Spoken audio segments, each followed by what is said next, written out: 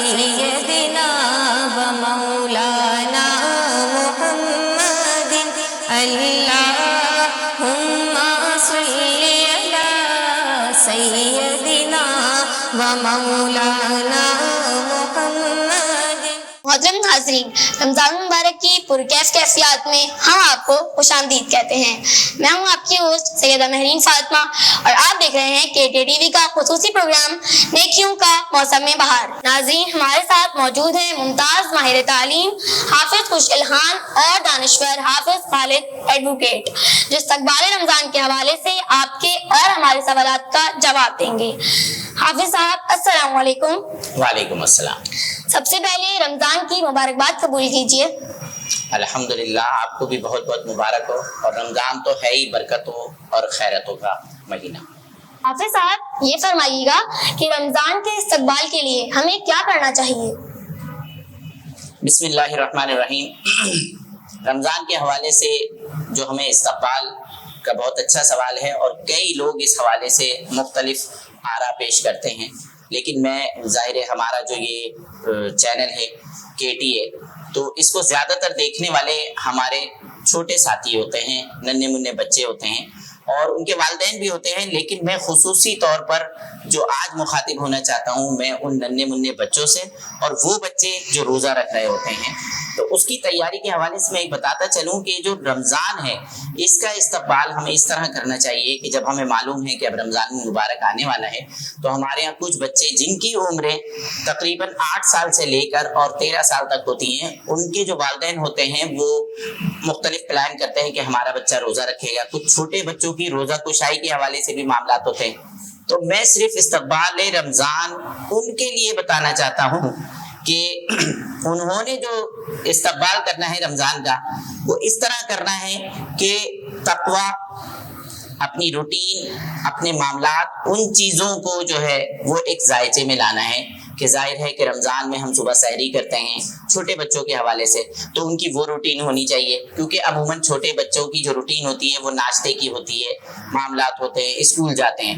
اور جو رمضان کا استقبال یہ چھوٹے بچے اور ہمارے کم سن طلباء و طالبات کرتے ہیں، ان کو چاہیے کہ وہ پہلے سے اپنے رمضان کی روٹین کو مینٹین کریں، اور رمضان کے حوالے سے مختلف اپنے جو ہے وہ ذائچے بنائیں کہ انہوں نے نمازیں ادا کرنی ہیں، روزہ رکھنا ہے، اور ان کو پہلے سے معلوم ہونا چاہیے کہ کون سا روزہ کتنے بجے اس کی سحری ہے اور کتنے بجے وہ روزہ افطار ہوگا۔ اور اس کے ساتھ ساتھ ان بچوں کو چاہیے کہ تراویح کا بھی اہتمام کریں۔ حافظ صاحب، رمضان کے روزے کی فرضیت اور قرآن کی گواہی کے متعلق ہمارے ناظرین کو کچھ بتائیے۔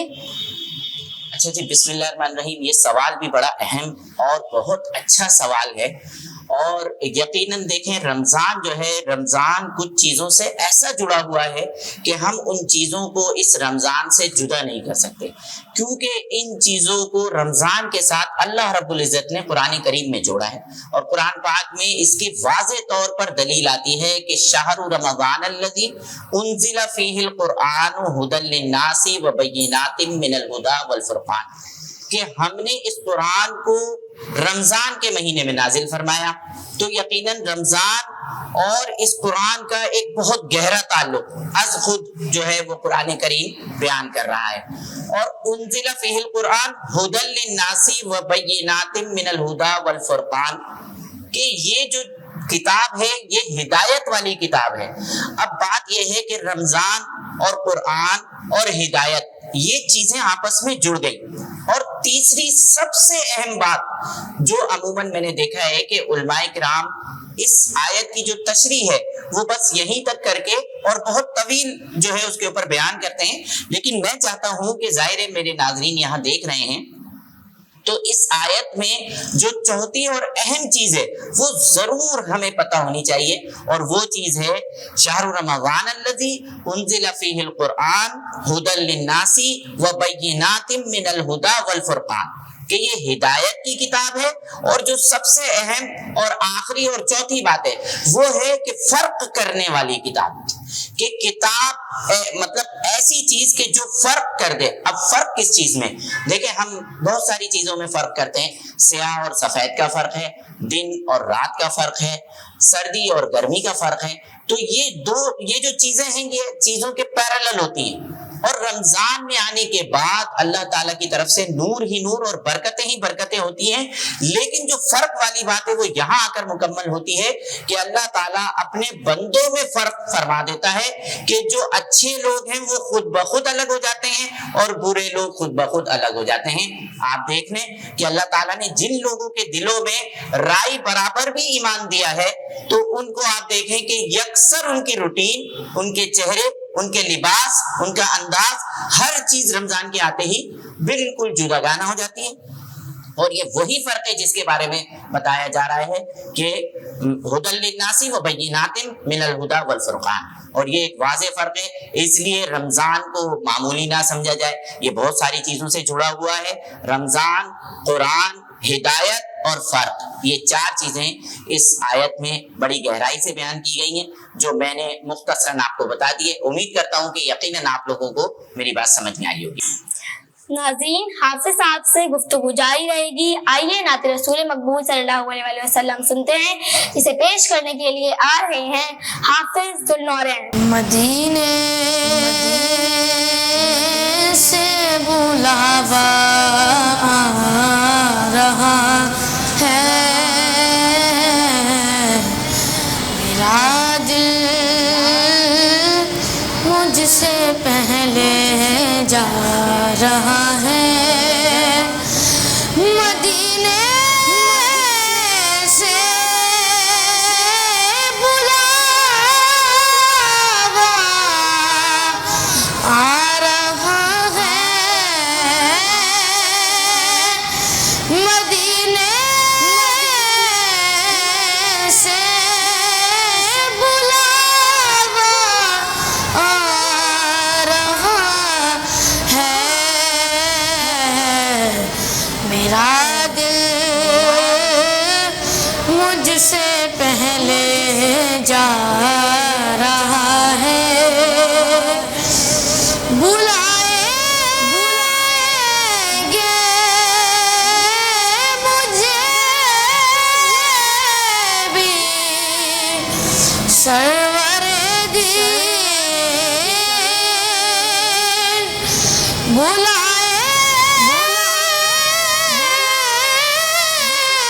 بلائیں گے مجھے بھی سرور دین.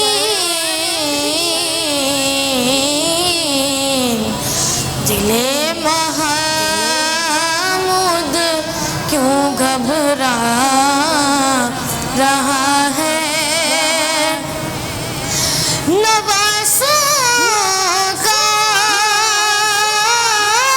صدقہ بانٹتے ہیں،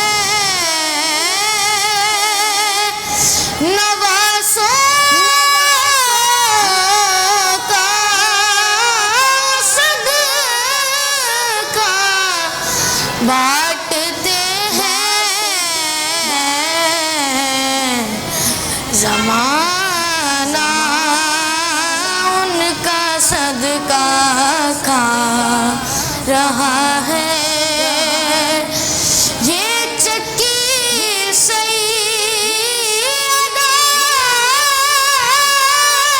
کی چل رہی ہے، یہ چکی سیدہ کی چل رہی ہے. زمانہ جتنا لنگر کھا رہا ہے، مدینے سے بلاوا آ رہا ہے. سبحان اللہ، ماشاء اللہ. جی حافظ صاحب، روزہ کن کن چیزوں سے ٹوٹ جاتا ہے؟ اچھا، یہ بھی بہت اچھا سوال ہے. اور دیکھیں جیسا کہ میں نے شروع میں ایک چیز عرض کی کہ ہمارا جو یہ چینل ہے اس کو زیادہ تر چھوٹے کم سن بچے اور مڈل ایج کے بچے جو 13-14 سال کے بچے اس چینل کو یقیناً دیکھتے ہیں، ان کے والدین بھی دیکھتے ہیں. لیکن میں اپنے تمام سوالوں کا جو جواب ہے میں بالخصوص جو ہے وہ ان بچوں کے حوالے سے اس کو جو ہے فریم کرنا چاہوں گا کہ دیکھیں ہمارے ہاں جو چھوٹے بچے ہوتے ہیں روزہ ٹوٹنے کی تو بہت ساری وجوہات اور بہت سارے عوامل ہیں، لیکن ہم ان عوامل کو یہاں پر جو ہے وہ اپنی گفتگو میں شامل کریں گے کہ جن کا تعلق اس عمر کے بچوں کے ساتھ ہوتا ہے، مثلا 8 سال سے لے کر اور 13-14 سال کے بچوں تک ہے، کہ ان کو ضرور اس بات کی آگاہی ہونی چاہیے کہ ہمارا روزہ کن چیزوں سے ٹوٹ سکتا ہے. اچھا، روزہ ٹوٹنا اور روزے کا مکروہ ہونا یہ دو الگ الگ چیزیں ہیں. تو جس ایج کا میں نے ذکر کیا ہے اس میں عموماً زیادہ تر وجوہات کراہیت کی ہیں، مکروہ ہونے کی ہیں، اور ٹوٹنے کے جو خاص عوامل ہیں وہ چند ایک ہی ہیں. ٹوٹنے کے حوالے سے میں بتاتا چلوں کہ دیکھیے کہ اکثر ایسا ہوتا ہے، ظاہر چھوٹے بچے ہیں ان کو روزوں کی عادت نہیں ہوتی، یا یوں کہہ لیں کہ کچھ بچے روزے چھوڑ کر بھی رکھ رہے ہوتے ہیں. اور یاد رکھیے اس میں کوئی قباحت بھی نہیں ہے، ظاہر اللہ تعالیٰ نے آسانیاں پیدا کی ہیں اور روزے کی فرضیت جو ہے وہ نماز کی فرضیت کے ساتھ جڑی ہوئی ہے. اگر ایک بچہ جو 8 سال 9 سال اور 10 سال کا ہے تو اس کے اوپر روزہ چونکہ فرض نہیں ہوا ہوتا اس وقت، لہٰذا وہ چھوڑ کر بھی اگر رکھتا ہے تو اس میں کوئی قباحت نہیں ہے. لیکن دوسری بات کہ روزہ کیوں کر ٹوٹ سکتا ہے، اس میں عام طور پر کوئی لغو بات کرنا، اس سے روزہ صرف مکروہ ہوتا ہے. نمبر 2 کہ اگر آپ کوئی چیز جان بوجھ کر کھا پی لیں تو اس کے حوالے سے ترمذی شریف میں حدیث ہے جس میں کہا گیا ہے کہ آپ صلی اللہ علیہ وسلم سے ایک شخص نے بولا کہ یا رسول اللہ کہ میں نے جو ہے وہ غلطی سے میں نے پانی پی لیا. تو آپ صلی اللہ علیہ وسلم نے فرمایا کہ تمہارا روزہ نہیں ٹوٹا کیونکہ تمہیں جو کچھ بھی کھلایا اور پلایا وہ اللہ نے کھلایا پلایا. تو اس سے یہ ثابت ہوتا ہے کہ اگر غلطی سے کوئی چیز کوئی کھا پی لے تو اس سے روزہ نہیں ٹوٹتا. ہاں، اب ایسی صورتحال ہوتی ہے، ایک بچہ ہے چھوٹا، اس کو یہ بات نہیں پتا کہ اگر مجھے بہت زیادہ پیاس لگ رہی ہے تو مجھے برداشت کرنا ہے، وہ چھپ کر جان بوجھ کر کچھ کھا لیتا ہے یا پانی پی لیتا ہے تو یقیناً اس کا روزہ ٹوٹ جائے گا. دوسری ایک اہم بات جو ہم ان بچوں کو نہیں سمجھائی جاتی، یاد رکھیں یہ بڑے اور چھوٹے یعنی دونوں کے لیے یہ عذر جو ہے وہ یکساں ہے کہ اگر ہمارے جسم میں سے کسی جگہ سے کوئی چوٹ لگنے کے باعث یا کسی اور وجہ سے خون نکلتا ہے اور وہ خون نکلنے کے بعد اس جگہ پر ٹھہرتا نہیں ہے اور بہہ جاتا ہے، چاہے وہ چند قطرے خون کیوں نہ ہو، تو ہمارا روزہ اس سے ٹوٹ جائے گا.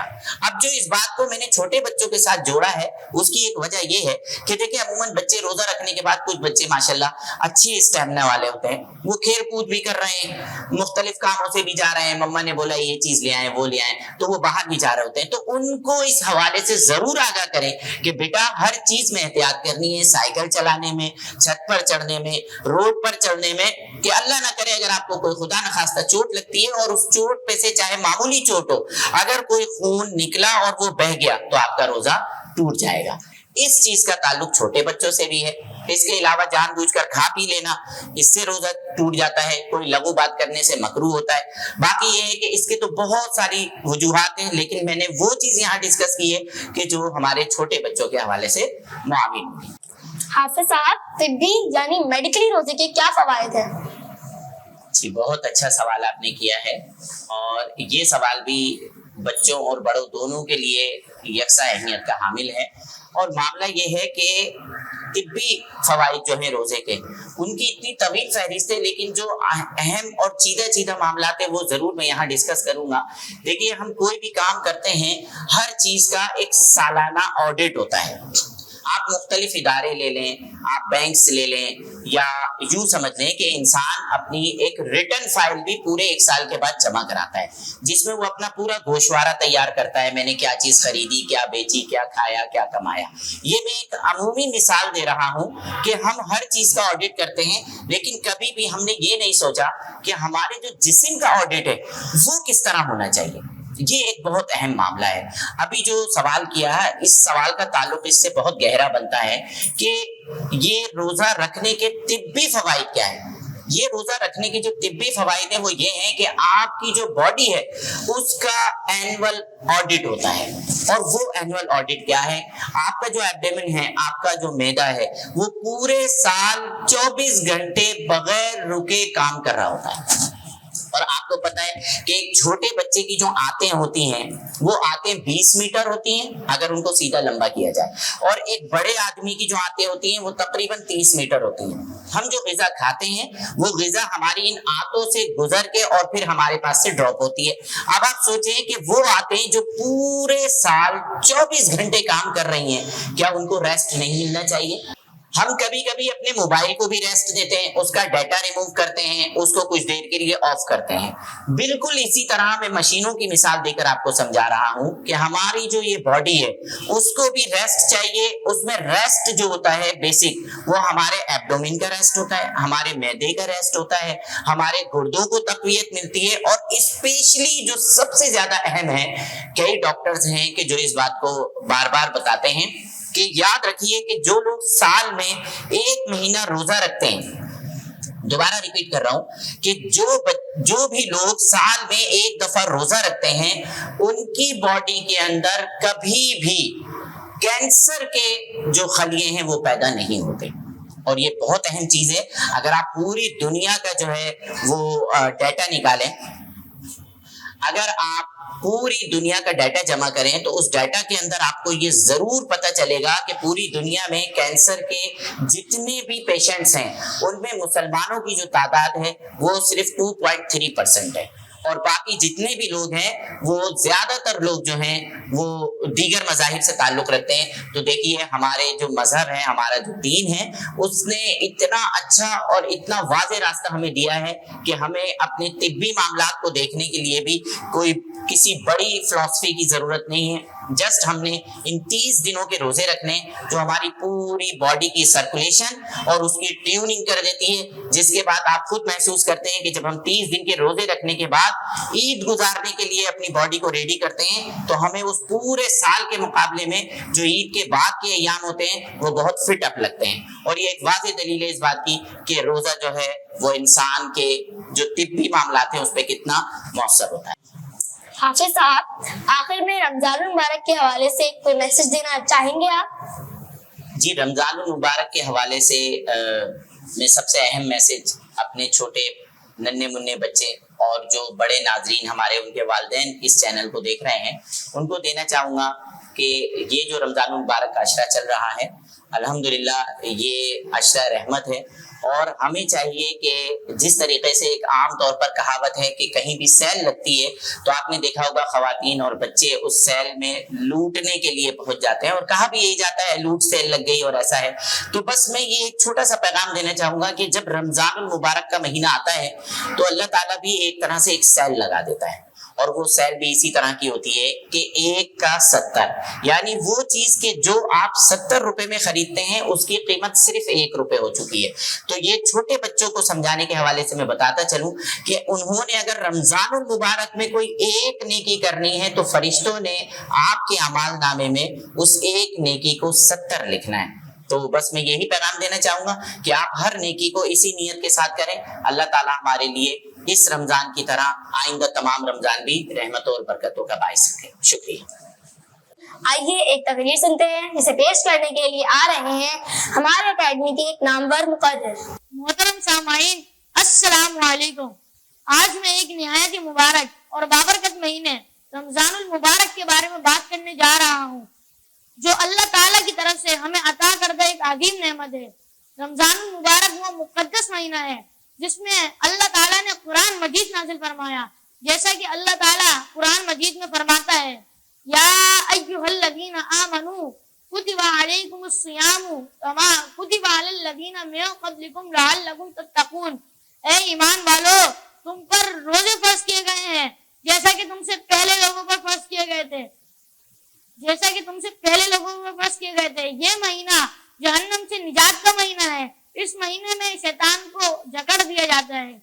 رمضان مبارک وہ مہینہ ہے جس میں جہنم کے دروازے بند کر دیے جاتے ہیں اور جنت کے دروازے کھول دیے جاتے ہیں اور شیطان کو جکڑ دیا جاتا ہے. وما علینا الا البلاغ المبین. ناظرین، اسی کے ساتھ اپنی میزبان سیدہ مہرین فاطمہ کو دیجیے اجازت. ہمارے چینل KTTV کو سبسکرائب کرنا نہیں بھولیے گا. اپنا بہت خیال رکھیے گا. اللہ حافظ کے بعد. اللهم صل على سيدنا ومولانا